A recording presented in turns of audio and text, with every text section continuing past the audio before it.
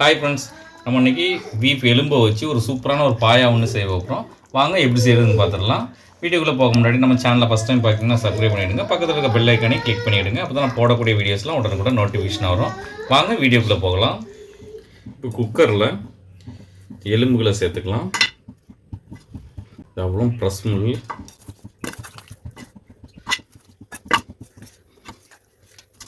இது கூட 1/4 ஸ்பூன் மஞ்சள் தூள் சேர்த்துக்கலாம். இதுக்கு தேவையான அளவுக்கு உப்பு சேர்த்துக்கலாம். இது வேகிறதுக்கு தேவையான அளவு தண்ணி சேர்த்துக்குவோம். இப்போ குக்கரை மூடி ஒரு 8 விசில் போட்டு எடுத்துக்கலாம். இப்போ 8 விசில் வந்துட்டு இப்போ எலும்புலாம் நல்லா வெந்துட்டு கடாயில் கொஞ்சம் எண்ணெய் சேர்த்துக்கலாம். இப்போ 2 வெங்காயத்தை இப்படி வெட்டி வச்சுருக்கேன், அதில் சேர்த்துப்போம். நல்ல பொன்னிறமாக வதக்கி எடுத்துக்கலாம். இப்போ நம்ம இந்த அளவுக்கு நல்ல பொன்னிறமாக வதக்கிட்டோம். இப்போ இதை எடுத்துருவோம். இதை எடுத்துட்டோம். இது கொஞ்சம் ஆறட்டு. இது நல்லா ஆறிட்டு மிக்ஸி ஜாரில் இந்த வறுத்த வெங்காயத்தை இப்போ சேர்த்துக்கலாம். நான் ஒரு தக்காளி வெட்டி வச்சுருக்கேன், அதை இதில் சேர்த்துருவோம். இது கூடவே ஒரு பச்சை மிளகாவும் சேர்த்துருவோம். இதை நல்லா ஃபைனாக அரைச்சி எடுத்துகிட்டு வந்துடலாம். இந்த அளவுக்கு அரைச்சாச்சு. இப்போ இந்த எண்ணெயிலே நம்ம ஒரு பிரியாணி இலையை சேர்த்துக்கலாம். 2 கிராம்பு, ஒரு அன்னாச்சிப்பூ, கொஞ்சமாக மிளகு, கொஞ்சம் பட்டை, கொஞ்சமாக ஜாதி பத்திரி, கொஞ்சம் சீரகம்.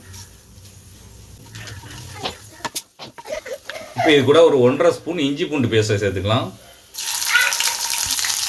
பச்சை வாசனை போகிற அளவுக்கு நல்லா வதக்கி விட்டுக்கலாம். இப்போ நல்லா வதக்கி விட்டாச்சு. இப்போ நம்ம அரைச்சி வச்சுருக்கிற இந்த வெங்காயம் தக்காளி பேஸ்ட்டை இதில் சேர்த்துருவோம். இப்போ நல்லா வதக்கி விட்டுப்போம். நல்லா வதக்கி விட்டாச்சு. இப்போ மசாலா பொருட்களை சேர்த்துக்கலாம். 1/4 ஸ்பூன் சோம்புத்தூள், 1/4 ஸ்பூன் மட்டன் மசாலா, 1/4 ஸ்பூன் சீரகத்தூள், 1 ஸ்பூன் மல்லித்தூள், 1/4 ஸ்பூன் கரம் மசாலா, 1/4 ஸ்பூன் வத்தல் தூள்,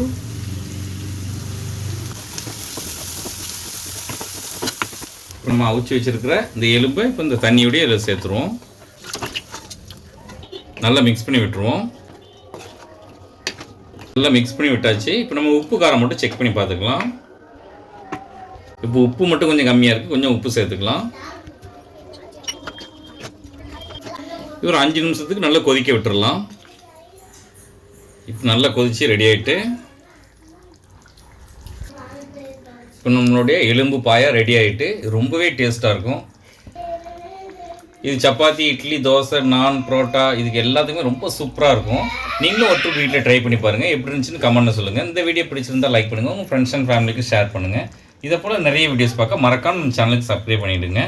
நம்ம சேனலில் நிறைய பீஃப் ரெசிபி போட்டிருக்கோம், அதனுடைய லிங்க் டிஸ்கிரிப்ஷனில் கொடுக்க மறக்காமல் செக் பண்ணி பாருங்கள்.